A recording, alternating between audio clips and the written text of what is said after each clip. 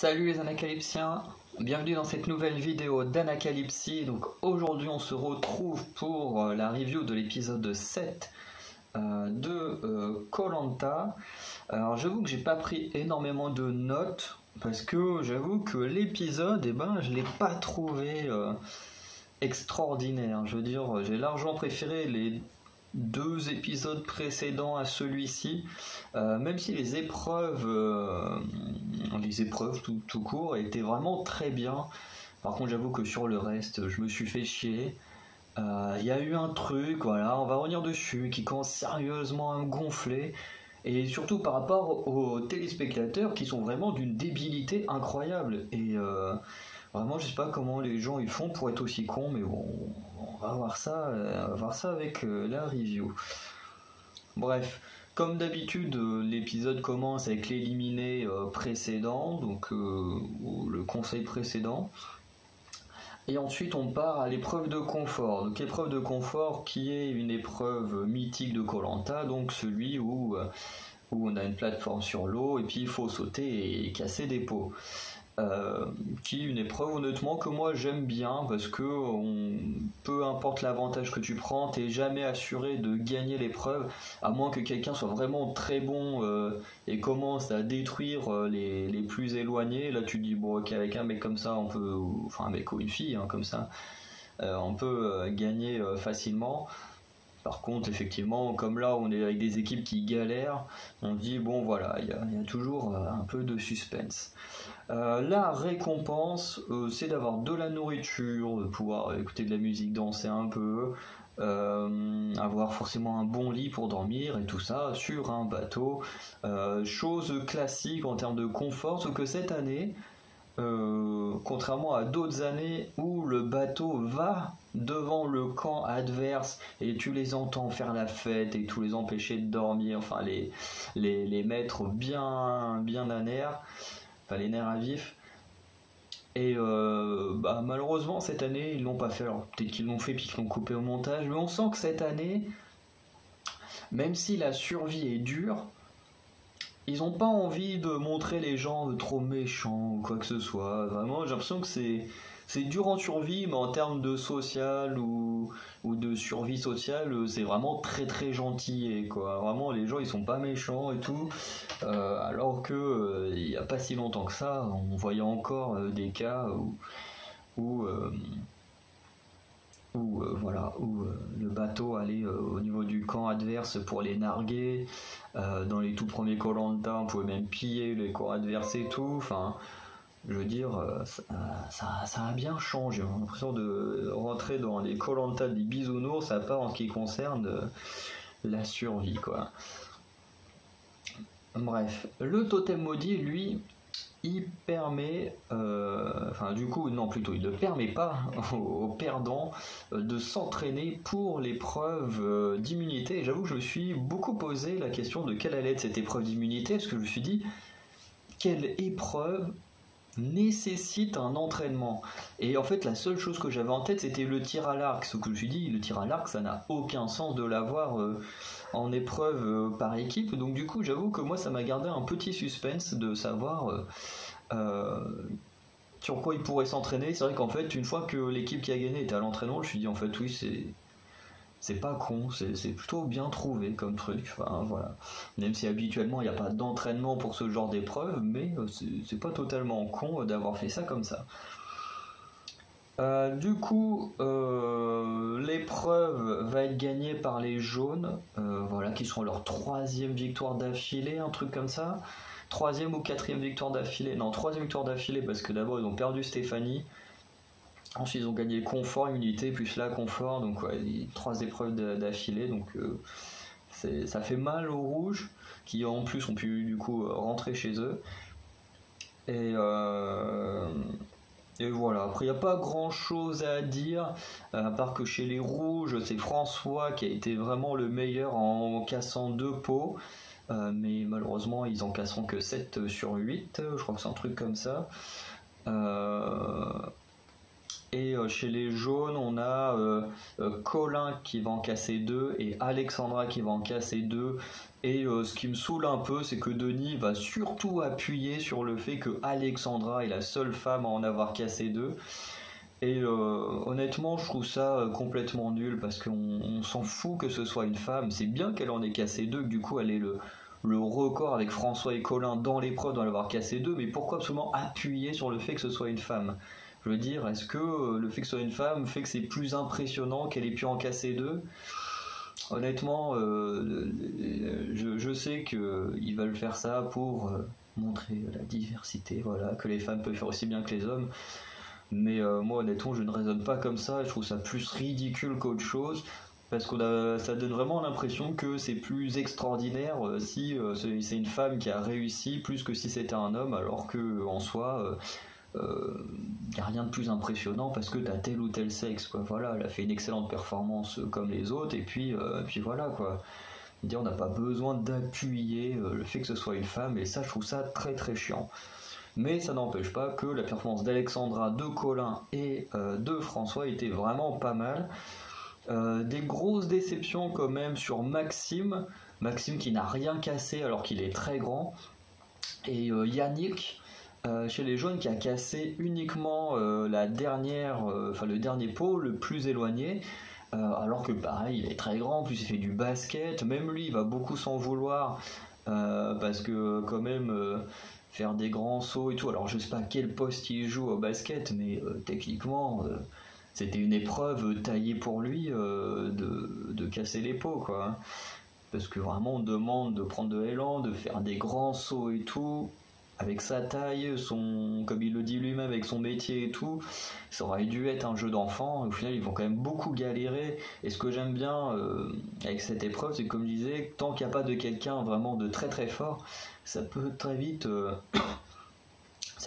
changer, ce qui fait que de mémoire les rouges ont pris l'avantage d'abord, ensuite les jaunes sont revenus et puis ils ont pris l'avantage, et puis les rouges sont revenus, ont repris un peu l'avantage, et puis là les jaunes ont gagné. Et j'aime bien quand c'est comme ça, il y a toujours pas mal de suspense, et vraiment c'était pas mal. Ensuite, sur le camp, qu'est-ce qu'on fait? On regarde les jaunes qui se préparent, c'est pas intéressant. Chez les rouges, on va avoir Louana et Ambre qui essayent de gérer la faim des garçons. Voilà, c'est pas hyper intéressant. Et vraiment, l'épisode va beaucoup tourner sur faut gérer la bouffe et tout, mais on s'en bat les couilles au bout d'un moment. Montrez-nous des choses plus intéressantes sur les alliances, sur la stratégie, sur la survie. Voilà, parce qu'à part un peu chez les rouges, on les a vus un peu chercher, les jaunes, on n'a rien vu du tout en survie. Vraiment l'épisode il est vraiment vide de sens, hein. Il n'y a rien d'intéressant, c'est vraiment quasiment que de comment on rationne la bouffe, et quasiment tous les moments chez les rouges ça tourne là-dessus parce que on a trouvé du manioc, donc maintenant il faut voir comment est-ce qu'on va le manger, est-ce qu'on mange tout d'un coup ou pas, enfin c'est très chiant. Et par contre il y a un tacle de Louana sur Maxime qui est très drôle, que moi honnêtement m'a fait beaucoup rire parce qu'il dit oui il y en a sur le camp, il réfléchit soit avec le ventre, soit avec le cerveau. Et Maxime, globalement, il pense que avec le ventre. Et en gros, ça insinue indirectement que le mec a pas de cerveau, enfin du moins qu'il réfléchit pas à ce qu'il fait et tout. Et honnêtement, moi ça m'a beaucoup fait rire, même si je pense pas qu'elle l'ait dit dans ce sens-là, mais quand tu penses au sous-entendu que ça peut donner, moi ça m'a beaucoup fait rire. Ensuite, on a les jaunes qu'on va voir s'entraîner à l'épreuve de la catapulte. Voilà, donc apparemment, eux, ils s'en sont bien sortis à ce moment-là. Parce que Denis va le dire pendant l'épreuve que les jaunes avaient été meilleurs pendant leur entraînement que pendant l'épreuve. Donc ça fait un peu mal. Du coup, on voit ensuite, chez les rouges, on était revenu avec le tacle de Louana. Et on a... Maxime globalement qui saoule les gens, surtout Ambre et Louana, parce que c'est les deux notamment qui s'occupent de gérer la nourriture, de faire à manger et tout ça. Du coup forcément c'est les deux qui les saoulent le plus. et notamment le fait qu'il n'arrête pas de parler de nourriture, qu'il veut toujours en avoir plus. Alors les autres aussi, mais ils sont pas aussi chiants, quoi. Je pense qu'il y en a certains qui ont dû tenter, puis ils ont dit non, on donne pas plus, puis ils ont fait bon, ok. Sauf que lui, apparemment, il insiste beaucoup et tout ça, et sans compter que apparemment quand il y a des durables qui en reste un peu, c'est lui qui prend. On avait vu également pour les radeaux, je sais plus si c'était Ambre qui s'en était plaint, mais qui disait que voilà, fallait tout faire, toujours faire les choses à sa manière, machin. Même Fouzi avait été un peu énervé la semaine dernière quand ils étaient arrivés sur le camp, voilà, qui voulait absolument refaire toute la cabane, que Fouzi était là, non mais on a déjà des trucs là, autant déjà tester, voir si la remettre comme il faut, ça marche et tout, mais voilà, apparemment avec Maxime, il a un comportement qui fait qu'il aime bien que ça tourne autour de lui, que ce soit la façon que lui veut, et c'est vrai que ça a l'air de saouler pas mal de gens. Et honnêtement, moi ça me fait penser que Maxime, quand même, il doit ressentir ces choses-là. Enfin, je pense que si les gens en avaient un peu marre de moi, je pense que je le sentirais, surtout que les filles, ça se voit, même Fouzi, ça se voyait qu'il était ultra énervé quand il parlait de la cabane, même là, quand il est en mode oui, bon, bah globalement, j'ai trouvé le manioc, donc on va tout manger, on fait comme moi j'ai envie, parce que je l'ai trouvé. On voit visuellement avec la gueule des filles que voilà, ça les a saoulés aussi. Donc je pense que visuellement, il doit le voir, mais il doit pas réussir à se retenir. Et je pense qu'à la réunification, je pense que Maxime, c'est le genre de personne qui peut très facilement basculer d'une équipe à l'autre. Et honnêtement, alors, j'espère pas parce que ça pourrait mettre en danger les aventuriers que je préfère, dont Ambre et Luana.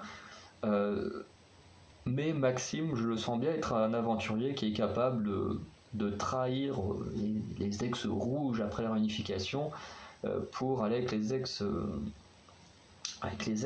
Honnêtement, je le vois très très bien faire ce genre d'action. Après, on verra. Peut-être que je me trompe. Mais pour moi, vu comment il est peu apprécié dans son camp, je le vois très bien changer de camp après la réunification. Mais comme je dis, on verra ça là-bas. Ensuite, on arrive à l'épreuve d'immunité. Épreuve d'immunité, du coup, l'épreuve de la catapulte. Donc, quand même un peu plus facile que la dernière fois. Alors, je sais plus si la dernière fois, elle avait été dans l'épreuve, enfin, dans le All-Star, ou c'était avant le All-Star. Mais il y en avait une, c'était hyper intéressant parce que du coup, il fallait dégommer des statuettes et tout. Comme là, c'est le principe, il faut dégommer 8 statuettes. Mais il y avait des pièges. Je crois que c'était pendant le All-Star qu'il y avait les pièges où voilà, si tu faisais tomber certains trucs, fallait que tu les remettes parce que ça fallait pas le faire tomber, mais uniquement la statuette et tout.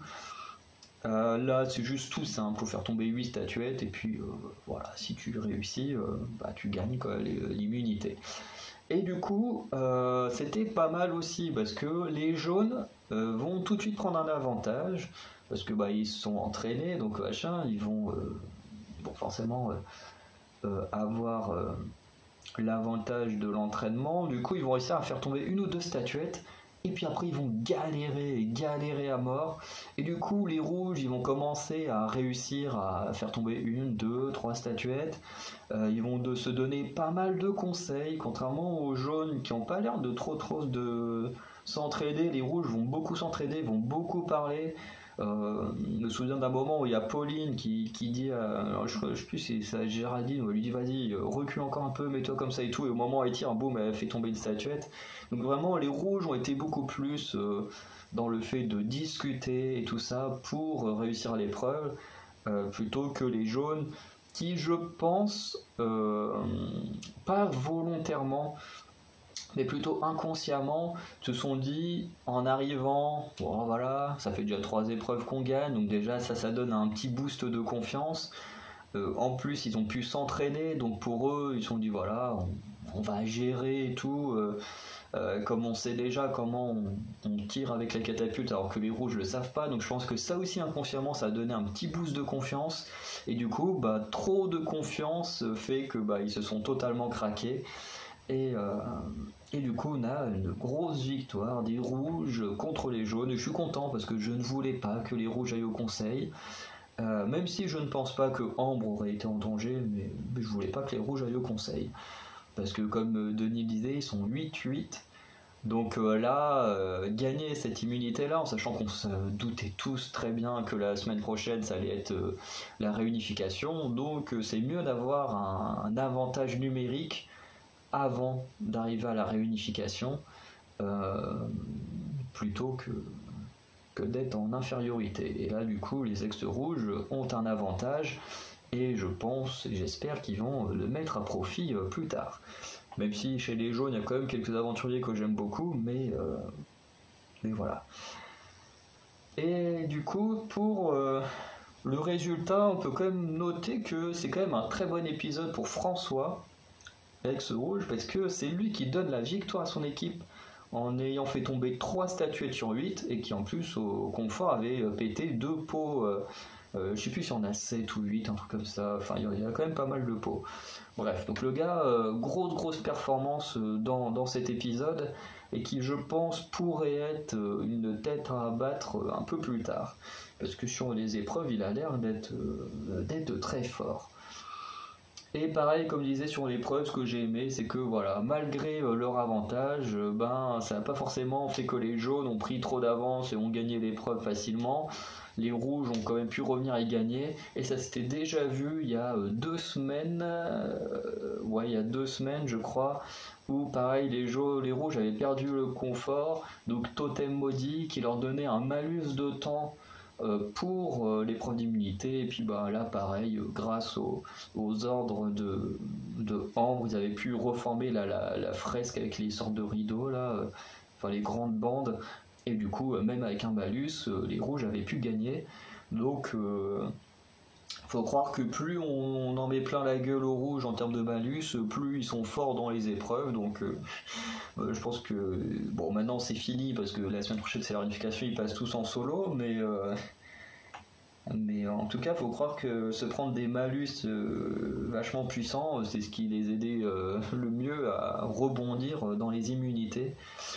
Et surtout, je me demande également à quoi va ressembler le totem maudit dans la partie seule, quoi, là où les gens seront tout seuls.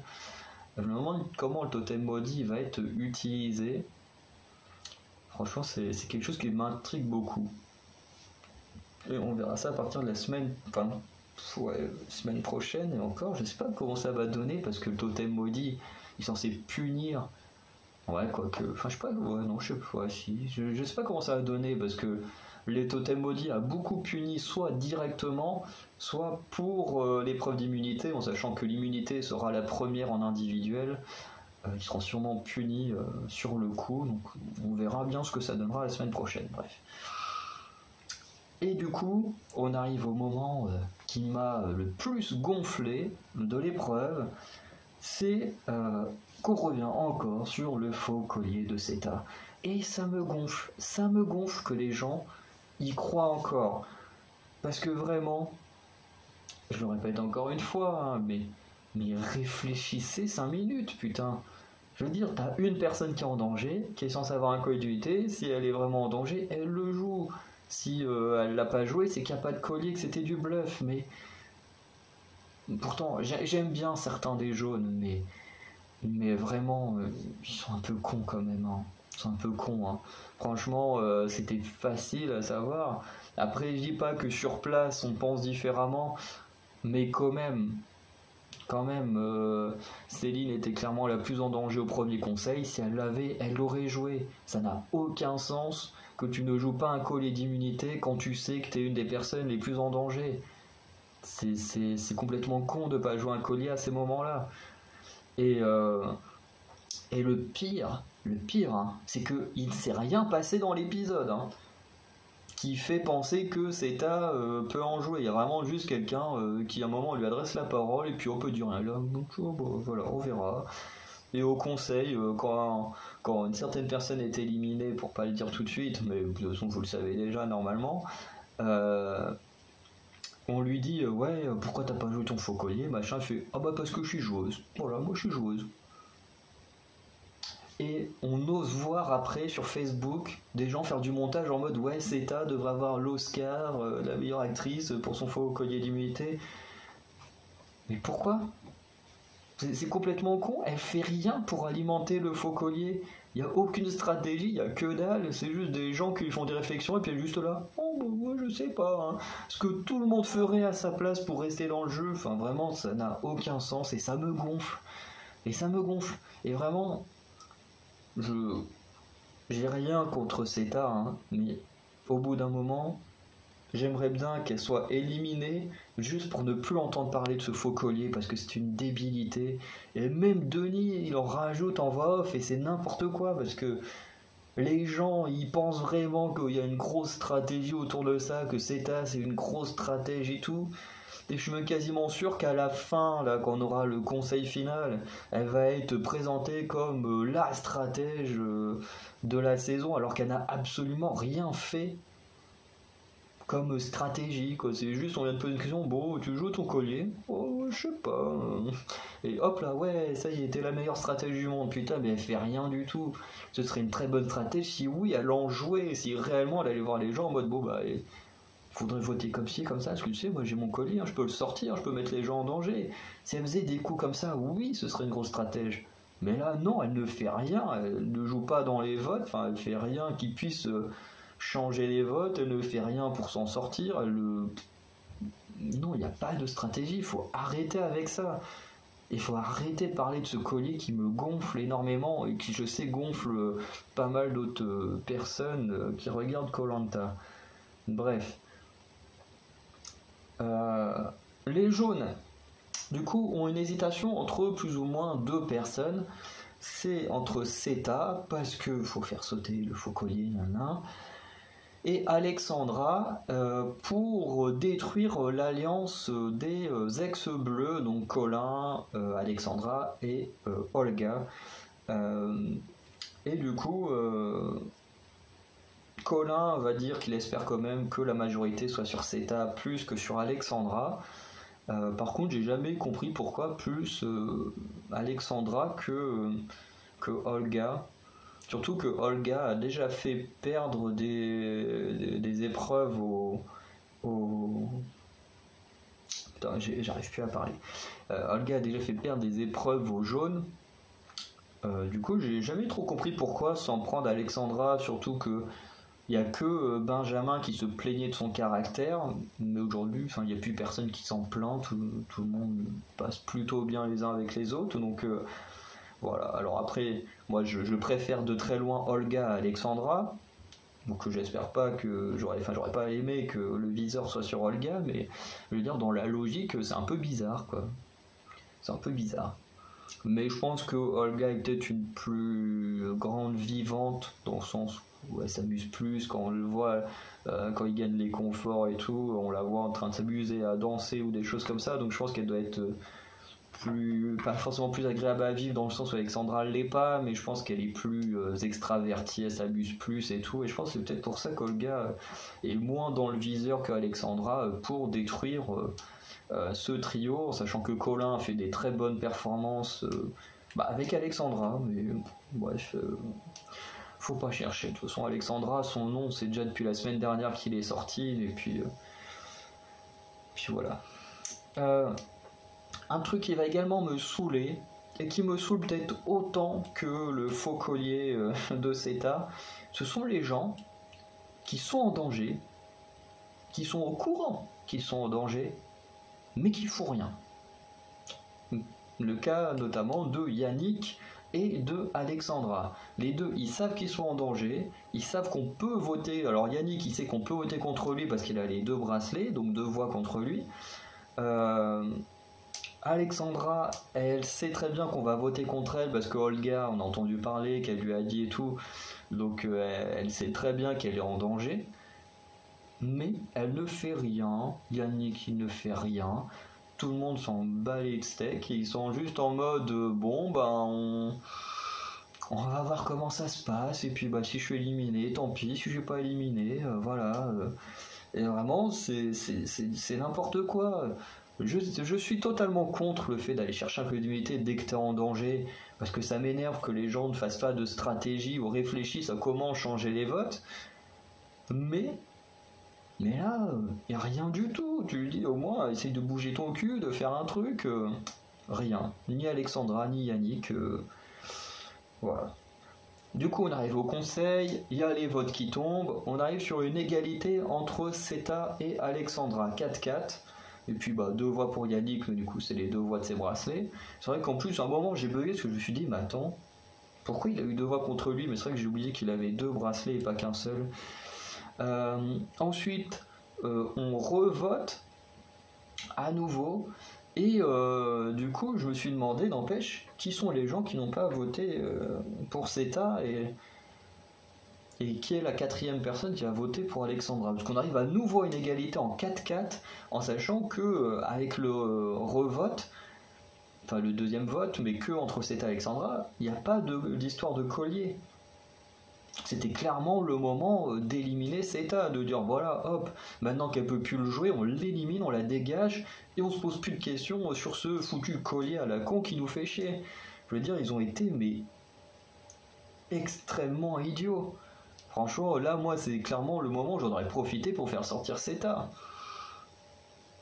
C'était clairement le meilleur moment.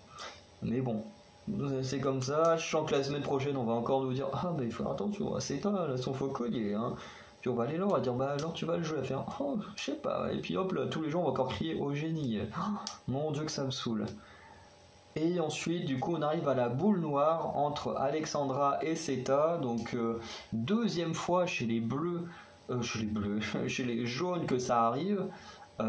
Puisque la dernière fois, on l'a vu entre Stéphanie et Benjamin.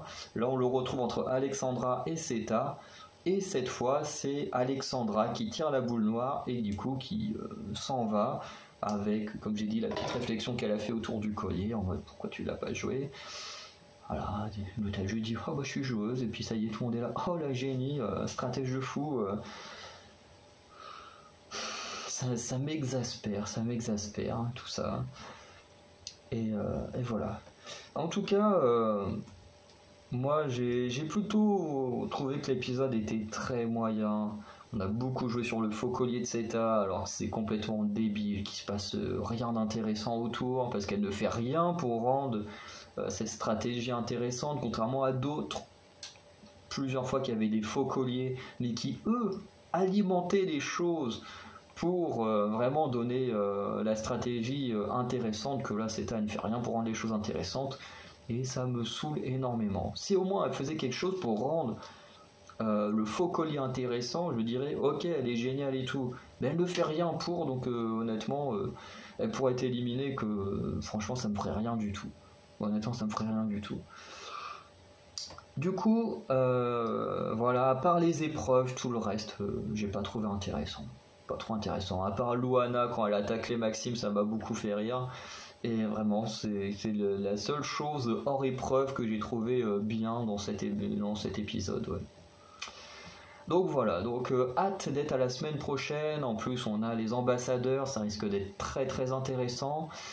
Et honnêtement, au vu du teaser, les jaunes ont l'air de choisir une fille rouge. Et honnêtement, je pense énormément que c'est Pauline qui va être choisie. Alors soit Pauline, soit Géraldine. Géraldine, je crois qu'elle a, ouais, elle a ses enfants et tout, donc soit ils vont jouer là-dessus, soit ils vont prendre Pauline pour à cause de son bracelet, mais je verrais bien Pauline. Alors moi j'aurais été les jaunes, hein, tout de suite j'aurais pris Maxime. Quand on voit ses contre-performances et tout ça, comment il est moins aimé dans le camp, même si ça eux ils le voient un peu moins, mais ils doivent quand même sentir qu'il y a pas trop une proximité avec lui. Donc moi honnêtement j'aurais choisi Maxime, il aurait été facile à détourner je pense. Et par contre chez les jaunes j'aurais pris Yannick, je pense. Je pense que j'aurais pris Yannick. Yannick c'est un gagnant, il a envie de gagner. En plus c'est un sportif de haut niveau, donc je pense que des mecs comme Yannick ou comme Alexandra, bon elle est plus là, mais je pense que c'est le genre de personne à mettre au pied du mur et à dire voilà, maintenant c'est soit tu trahis ton équipe, soit tu as une chance sur deux de partir à la boule noire, soit tu partiras au conseil suivant parce que tu as les deux bracelets. Voilà, maintenant on peut essayer de te protéger et tout. Donc je pense que mettre Yannick chez les jaunes au conseil, je pense que c'est pas une mauvaise idée. Moi en tout cas je pronostique, allez, un Pauline Yannick.